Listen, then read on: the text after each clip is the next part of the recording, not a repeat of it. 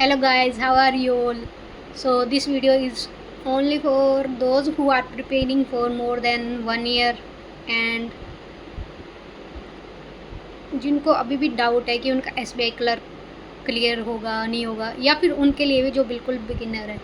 तो जिनको ये है कि ऐसे लगता है कि हाँ भाई 60 एंड 40% है कि मतलब 60% है कि चांसेस है कि हो जाए और 40% ये है कि नहीं होगा शायद, तो उनके लिए ये वीडियो। तो पहले तो मैं उनके लिए बताना चाहती हूँ जिनको ये लगता है कि उनका शायद हो जाए। तो अगर ऐसा है तो आप लोग को मैं बोलूँगी कि आप लोग है ना मेंस के लिए प्रिपेयर करें।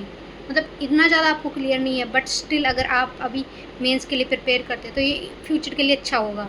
जैसे अभी आप मान लीजिए अभी आप एडिटोरियल वो कैब करना ज़्यादा मतलब इन पे ज़्यादा फोकस कीजिए, क्योंकि मेंस में आपको पता है 2-2 एडिटोरियल आते हैं। तो उन 2 एडिटोरियल में आपके लिए ये चीज़ बहुत ज़्यादा हेल्पफुल होगी अगर आप आरसी यानी कि एडिटोरियल पे ज़्यादा फोकस करते हैं। और अगर आपकी वोकैब भी अच्छी होती है तो आपको पता है मेंस के अंदर ऐसे ऐसे वर्ड्स आते हैं जिनके लिए हमें वोकैब आनी बहुत ज़्यादा ज़रूरी है। अगर हमें वो वर्ड्स समझ में नहीं आएंगे तो हम आगे कैसे करेंगे, क्योंकि अगर हमें समझ ही नहीं आए तो हम क्वेश्चन भी अटैम्प्ट नहीं कर पाएंगे ना। तो इसलिए मैं आपको बोल रही हूँ कि अच्छे से आप अभी से अपनी वोकैब स्ट्रॉन्ग करें। अगर प्री में ऐसे होता है कि चल जाती है वोकैब, इतना ज़्यादा मेन सोर्स नहीं होता या मतलब लीडिंग नहीं होती, अगर आप मतलब एडिटोरियल वगैरह में भी पढ़ लोगे तो आपको समझ में आ जाएगा क्या मीनिंग है, आप कर लोगे। प्री में ऐसे होता है, लेकिन मेंस में हमें उसका मतलब पता होना चाहिए, या फिर अगर हम उसका मतलब हमें थोड़ा बहुत तो आइडिया होना चाहिए। ऐसा ही नहीं होना चाहिए कि हमें बिल्कुल आइडिया ही नहीं उस वर्ड का, तो फिर हमारा वो वर्ड गलत होने के बहुत ज़्यादा चांसेस है। उसके अलावा फिर आप रीजनिंग के लिए भी प्रिपेयर कर सकते हैं। रीजनिंग के लिए भी अगर आप प्रिपेयर करना चाहते हैं तो मैं आपको बोलूँगी कि आप क्रिटिकल रीजनिंग को स्किप मत करना, क्योंकि वो काफ़ी अच्छे आपके नंबर दिलवा सकती है आपको।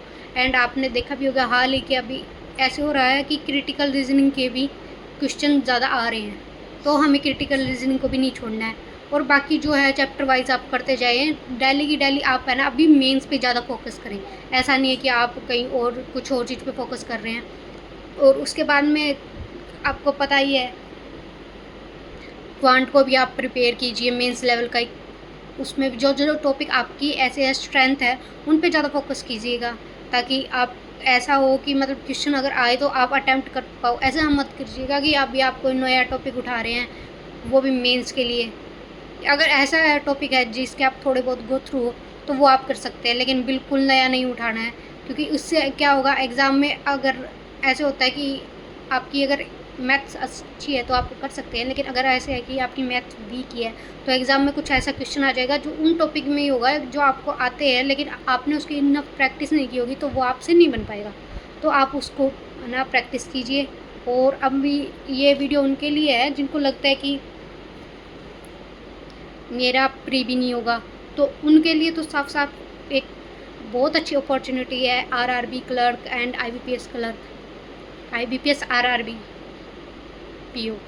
तो हम उसके ऊपर जा सकते हैं, क्योंकि अभी आपको पता है अभी एसबीआई आईबीपीएस ये एग्ज़ामिनेशन ख़त्म हो गई, तो अभी हमें इसके प्री पे फोकस करना होगा आरआरबी के, क्योंकि अगर हमारा प्री क्लियर हो जाता है तो हमारे मेंस क्लियर होने के बहुत अच्छे चांसेस हैं, क्योंकि वैकेंसी भी थोड़ी सही आ रखी है। मतलब हमारा नॉर्थ की साइड थोड़ी वैकेंसी सही आ रखी है, तो अगर हम वो करते हैं तो वो भी हमारे लिए बेनिफिशियल होगा।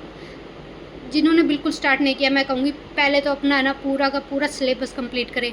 जो भी आपका जितना भी सिलेबस रह रखा है, रीजनिंग में रह रखा है रीजनिंग में कंप्लीट करें। अगर ऐसा है कि आपका रीजनिंग का कंप्लीट है, क्वांट्स का रह रखा है तो क्वांट्स का कंप्लीट करें, क्योंकि हम कोई भी टॉपिक छोड़ नहीं सकते हैं। सब कुछ आएगा, कहाँ से आएगा हमें नहीं पता है, और एग्जामिनर कहाँ से भी उठा के दे सकता है, क्योंकि वो होगा तो सिलेबस में से ही तो और इतना ज़्यादा हाई लेवल का नहीं आएगा प्री में। तो अगर हम जल्दी जल्दी करते हैं तो हमारा जल्दी निपट भी जाएगा, हम जल्दी से कंप्लीट कर सकते हैं।